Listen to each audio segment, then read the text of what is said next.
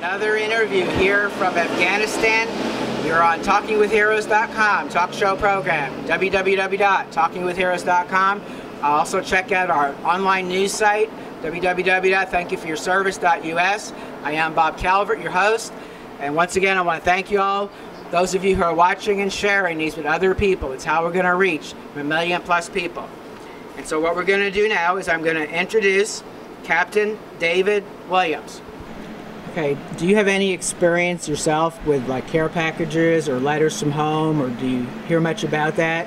I always like to talk about that because, you know, with all the new soldiers going over and many going back second, third, fourth, fifth time or more, you know, we want to obviously encourage the people that have been continuing to do that to continue to do so, but new people to get involved too. Oh yes. In fact, my team here just got a bunch of care packages, and there's some really great stuff.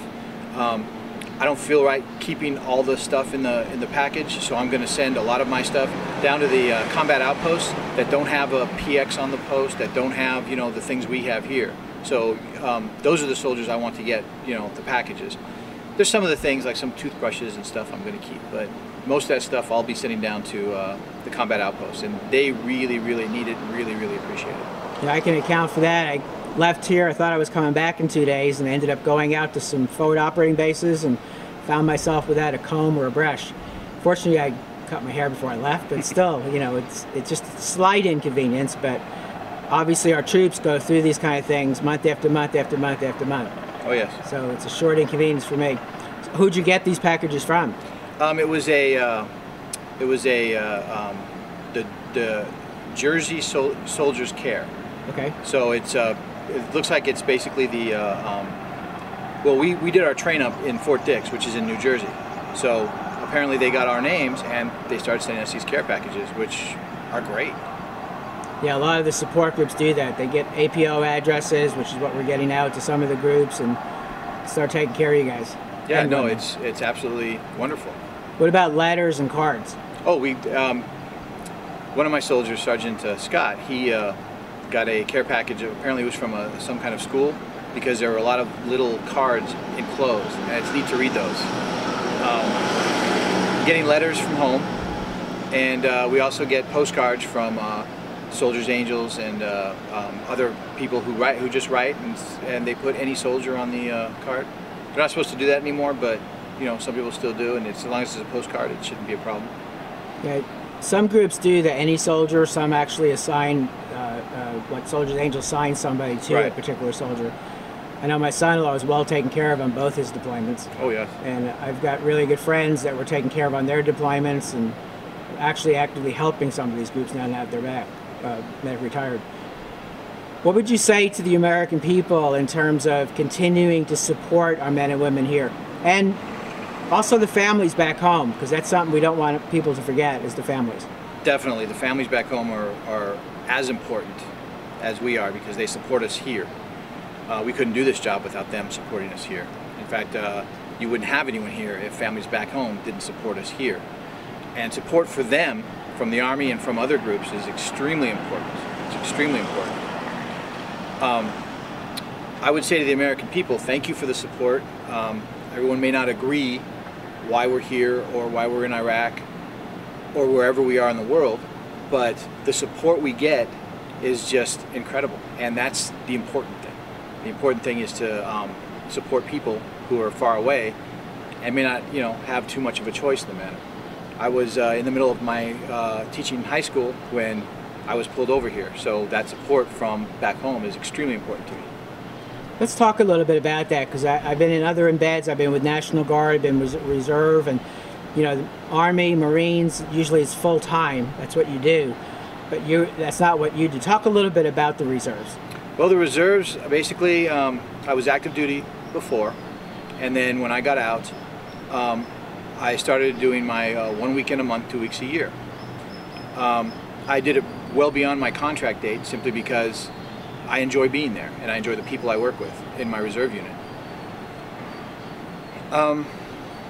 So basically, you have people going to work, people going to school, and then one day you get a letter that says, hey, or actually for me it was an email that says, hey, you know, you're the only one in your field right now who hasn't been deployed in a while, so you're going to be on this list.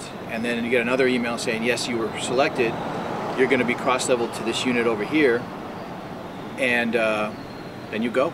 And like I said, with me, I was 6 weeks into the school year.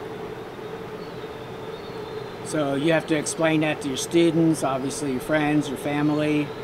Yeah, and there might not be much time. Usually the Army gives you 30 days, but if you want to participate in the training, in the train-up for the unit, and not go to the train-up later, whereas you want that bonding, you go when they're going to go, which gave me about 5 days. So you go with other reserve units, or do you actually go with the unit that you're attached to? The unit that I'm attached to. That's why I went earlier than the 30 days. So there's the deployment, but then there's the training beforehand, which is similar to what the regular full-time military go through too. Right. Yeah. So you hear about it. And is your deployment 12 months? Yes. Okay, so it's the same as the normal Army. Actually, our train-up was 1 month, so our deployment's going to be 11 months. Okay. Great. Anything else you'd like to share with people back home? Just, we really appreciate the support, and we'd really appreciate you keeping it up. And I hope to be home soon. Okay, how about just look in the camera and give a shout out to family and friends back home, maybe some of your students? Well, hello, my students from Mr. Williams' health class at Linwood Middle School, and just keep up that support. Great, thank you very much. Captain David Williams here at Forward Operating Base Fenty in Afghanistan. And once again, folks, you've been watching the video. Please now share it with as many people as you can. These videos are all going to appear on Freedom Broadcasting Network, which is kind of similar to YouTube in many ways. It's www.myfbn.com. We'll have the announcements of the channel on our homepage, talkingwithheroes.com. We're also going to be doing a major news conference in Colorado Springs at the Sportsman's Warehouse, and we'll be announcing that especially to people locally so you can be a part of it. And so we really appreciate you getting these videos out. I am Bob Calvert, reporting here from Afghanistan on talkingwithheroes.com. Thank you. God bless you. God bless America.